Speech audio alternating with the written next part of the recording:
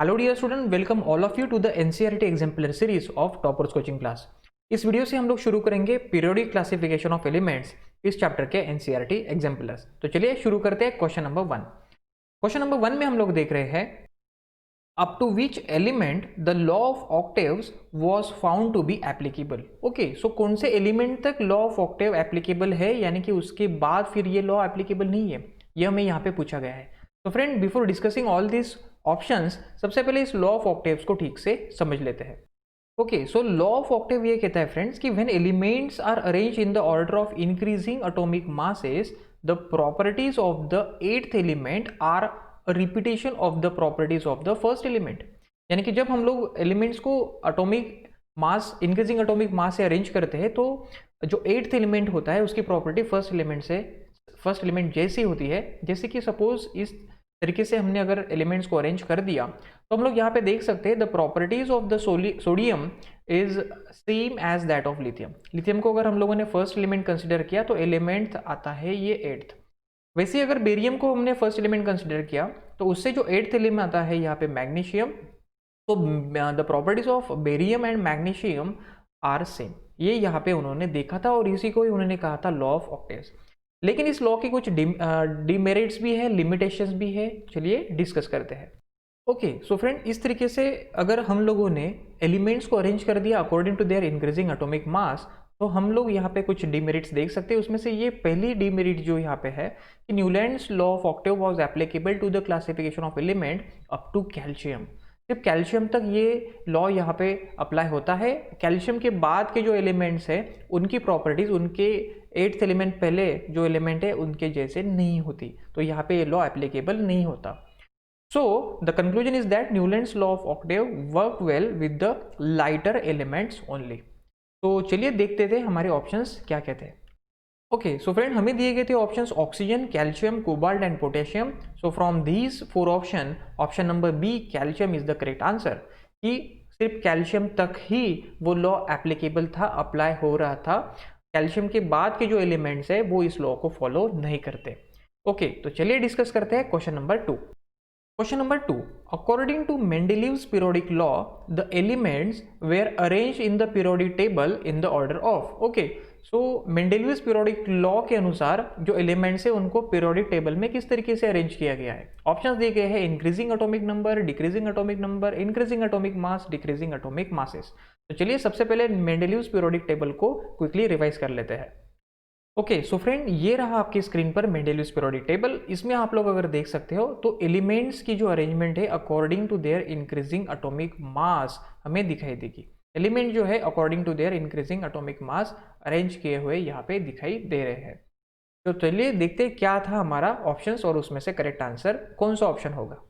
Okay, so friend, options थे यहाँ पे increasing atomic number, this is incorrect answer. Decreasing atomic number, incorrect answer. Increasing atomic masses, so friend yes, this will be the correct option. Option number C, हमने देखा अभी कि मेंडेलीव्स periodic table में जो elements की अरेंजमेंट थी वो according to their increasing atomic mass थी, क्योंकि इस टेबल का जो रूल है, लॉ है, वो ये कहता है the chemical properties of the element are the periodic function of their atomic masses। तो increasing atomic mass से यहाँ पे अरेंजमेंट है। So option number C will be the correct answer. तो चलिए डिस्कस करते हैं question number 3। Question number 3, in Mendeleev's periodic table gaps were left for elements to be discovered later. Which of the following elements found a place in the periodic table later? तो मेंडेलीव्स ने जब periodic table बनाया था तब वहाँ पे उस particular group में अगर कोई एलिमेंट पर्टिकुलर सेम प्रॉपर्टी वाला एलिमेंट वहाँ पे अवेलेबल नहीं होता है तो उन्होंने वहाँ पे एक ब्लैंक स्पेसेस छोड़ी थी, और उनका कहना था कि ये एलिमेंट फिर बाद में डिस्कवर्ड होंगे, और वो हुए भी थे। तो सबसे पहले इस मेंडेलीव्स पीरियोडिक टेबल के इस कंसेप्ट को क्विकली रिवाइज कर लेते हैं। ओके, सो फ्रेंड, आप लोग इस स्क्रीन पर देख रहे हो दिस इज मेंडेलीव्स पीरियोडिक टेबल, और यहाँ पे हम लोग कुछ ब्लैंक स्पेसेस देख सकते हैं, है ना।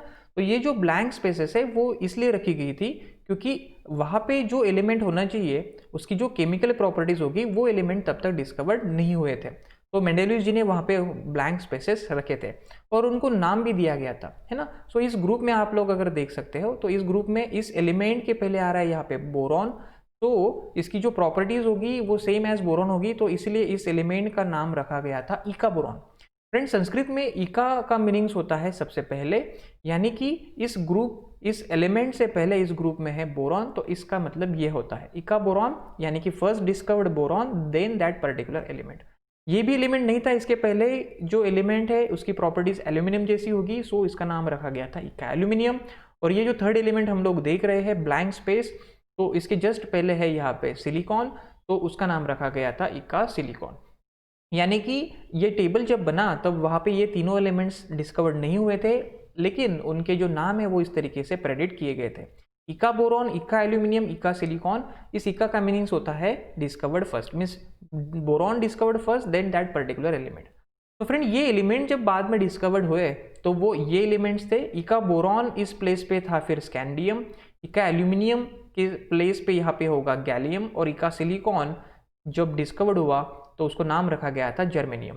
तो ये जो एलिमेंट्स है स्कैनेडियम, गैलियम और जर्मेनियम, वो पहले प्रेडिक्ट किए गए थे, और बाद में ये जब डिस्कवर्ड हुए तब उनकी जो प्रॉपर्टीज थी वो सेम एज दैट ऑफ इका बोरॉन, एल्यूमिनियम और सिलिकॉन, जो उन्होंने नाम दिए थे उसके जैसे थी। एग्जाम्पल के तौर पर मैं थोड़ी इंफॉर्मेशन शेयर करूंगा। इका सिलिकॉन के बारे में प्रेडिक्ट किया गया था कि इसका एटॉमिक वेट 72 होगा, और जब यहाँ पे जर्मेनियम डिस्कवर्ड हुआ है ना इका सिलिकॉन की जगह पे, तब उसका जो एटॉमिक वेट था वो 72.6 था, मीन्स एग्जैक्टली काफ़ी सिमिलर, काफ़ी एक्यूरेट यहाँ पे उन्होंने प्रेडिक्शंस किए थे। उन्होंने कहा था डेंसिटी 5.5 होगी, और जब डिस्कवर्ड हुआ तो उसकी डेंसिटी थी 5.47। इसी तरीके से बाकी के जो सारे प्रेडिक्शन आप लोग यहाँ पे देख सकते हैं, वो सारे प्रेडिक्शन ऑलमोस्ट वहाँ पे काफ़ी ज़्यादा एक्यूरेसी में वहाँ पे प्रेडिक्ट किए गए थे। तो the conclusion of the discussion is that जो प्रेडिक्टेड एलिमेंट्स थे वो थे इका बोरॉन, इका एल्यूमिनियम, इका सिलिकॉन, जो कि बाद में डिस्कवर होने के बाद में उनके नाम थे स्कैनेडियम, गैलियम और जर्मेनियम। तो चलिए देखते हैं क्या थे हमारे ऑप्शंस और कौन सा होगा सही ऑप्शन। ओके, सो फ्रेंड हमें यहाँ पे पूछा गया था कि कौन सा जो एलिमेंट है वो बाद में डिस्कवर्ड हुआ था पीरियोडिक टेबल लैडर, है ना। तो हमने देखा था कि तीन थे वो एलिमेंट, स्कैनेडियम, गैलियम और जर्मेनियम। तो उन तीनों में से यहाँ पे हम देख सकते हैं जर्मेनियम यहाँ पे है, तो yes the option number A will be the correct answer. चलिए डिस्कस करते हैं क्वेश्चन नंबर 4।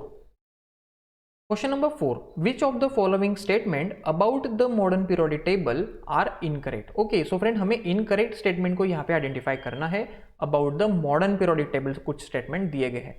तो फ्रेंड सबसे पहले क्यों ना मॉडर्न पीरियोडिक टेबल को क्विकली रिवाइज किया जाए, उसके बाद में फिर हम लोग ऑप्शंस डिस्कस करेंगे। Okay, so friend modern periodic table में जो अरेंजमेंट की गई है वो according to their atomic number की गई है, इंक्रीजिंग एटॉमिक नंबर।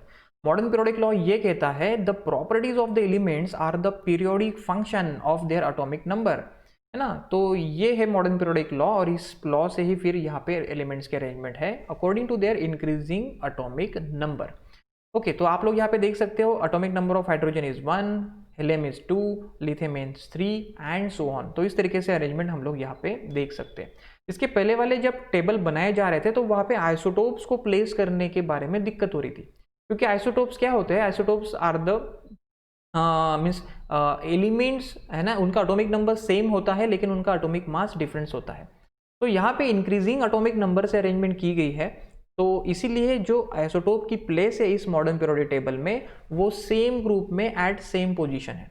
जैसे कि एग्जांपल हम लोग देख सकते हैं, यहाँ पे क्लोरीन आप लोगों को दिखाई देगा, क्लोरीन जिसका एटॉमिक नंबर है 17। सो फ्रेंड क्लोरीन के दो आइसोटोप्स होते हैं, क्लोरीन 35 एंड क्लोरीन 37, इस तरीके से। सो ये दोनों जो आइसोटोप्स है क्लोरीन के, उनकी यही यहाँ पे पोजीशन है in the same group at the same place. तो ये भी आप लोगों को यहाँ पे पता होना जरूरी है। तो चलिए डिस्कस करते हैं क्या दिए गए हैं options. Okay, so friend option number A is the element, sorry 1 is the elements in the modern periodic table are arranged on the basis of decreasing atomic number. नहीं फ्रेंड्स, वो इंक्रीजिंग एटॉमिक नंबर से arrange किए गए हैं, not decreasing. So this is the incorrect statement, है ना। तो ये इनकरेक्ट स्टेटमेंट है। The elements in the modern periodic table are arranged on the basis of increasing atomic masses. तो नहीं, increasing atomic number से यहाँ पे चाहिए था, तो this is also incorrect statement. Isotopes are placed in adjoining group in the periodic table. So friend, modern periodic table में हम लोगों ने देखा है अरेंजमेंट जो की गई है अकॉर्डिंग टू एटॉमिक नंबर की गई है। सो किसी एलिमेंट के कुछ आइसोटोप्स होते हैं तो वो सेम पोजीशन पे वहाँ पे रखे हुए हैं। तो यहाँ पे कहा गया था कि एडजॉइनिंग ग्रुप में रखा जाता है, so this is incorrect statement. They have the position in the same group at the one place. Okay, statement number 4, the elements in the modern periodic table are arranged on the basis of their increasing atomic number. So this is the correct answer. So from the given 4 statements, statement number 1, 2 and 3 are the incorrect statement. तो यहाँ पे हमें उनको ही identify करना था, हमें incorrect statement को ही identify करना था, 1, 2 एंड 3। तो देखते हैं 1, 2 एंड 3, यहाँ पे ओनली 1 है तो ये नहीं होगा, 1, 2 एंड 3। ओके, सो 1, 2 एंड 3 यहाँ पे कहा गया है, so this will be the correct answer, option number B. Option number B यहाँ पे करेक्ट आंसर होगा। चलिए डिस्कस करते हैं question number 5। Question number 5, which of the following statements about the modern periodic table is correct. Okay, तो कुछ statement हमें दिए गए हैं, 17 horizontal rows known as period, 7 vertical column known as periods, 18 vertical column known as groups. तो periods and groups के बारे में कुछ स्टेटमेंट दिए गए हैं यहाँ पे। तो चलिए इस कंसेप्ट को ही ना क्यों सबसे पहले क्विकली रिवाइज किया जाए।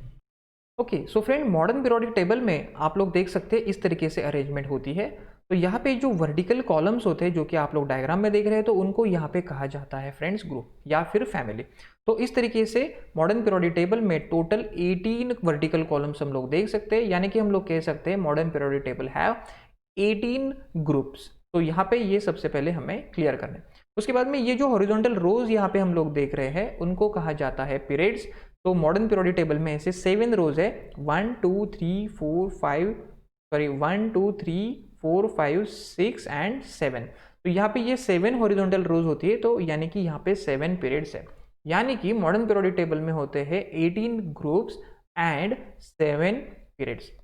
18 ग्रुप्स जो होते हैं वो वर्टिकल कॉलम्स होते हैं और 7 पीरियड्स जो होते हैं वो हॉरिजॉन्टल रोज होती है। ये भी आपको यहाँ पे पता होना जरूरी है। यहाँ पे ये जो बाद में एट द बॉटम ऑफ हम आप लोग देख रहे हो मॉडर्न पीरियोडिक टेबल के नीचे, उनको लैंथेनाइड्स और एक्टिनाइड सीरीज कहा जाता है, जो कि यहाँ पे उनकी पोजीशन, ये जो सारे एलिमेंट्स है ना, फ्रॉम द 58 टू 71, तो इनकी पोजीशन यहाँ पे होगी आफ्टर द लैंथेनम। ओके, तो इस तरीके से ये, और यहाँ की एक्टिनाइड्स जो सीरीज है, यहाँ पे इनकी पोजीशन होगी बिटवीन दीज 2 एलिमेंट्स, यानी कि एक्टिनियम उसके पहले आता है एलिमेंट, इसलिए एक्टिनाइड्स यहाँ पे कहा गया है। Okay, so this is all about this modern periodic table. तो चलिए देखते क्या थे हमारे ऑप्शंस। इट हैज 18 हॉरिजॉन्टल रोज, तो हॉरिजॉन्टल रोज तो यहाँ पे 7 ही है, सो ये तो यहाँ पे ही गलत हो गया। It has 7 vertical column, vertical column तो भाई टोटल 18 है, तो ये तो यहाँ पे ही गलत हो गया, रॉन्ग हो गया। It has 18 vertical column, okay, vertical column तो 18 है, नोन एज ग्रुप, और उनको ग्रुप भी, यानी कि this is the correct statement. Yes, option number C will be the correct statement. Option number D, it has 7 horizontal rows, ये भी तो करेक्ट है यहाँ तक, नोन एज ग्रुप, ओके, तो यहाँ पे पीरियड चाहिए था, तो ये भी करेक्ट हो जाता था statement. 7 horizontal known as period, this will be the correct statement. तो यहाँ पे ग्रुप्स उन्होंने कह दिया, तो ये इनकरेक्ट स्टेटमेंट होगा। So from the given 4 statement, option number C will be the correct option. तो friend, this is all about this particular question number 5। I hope ये सीरीज आपको आपके पढ़ाई में काफी हेल्प कर रही है। So please subscribe our channel toppers coaching class. Thank you so much.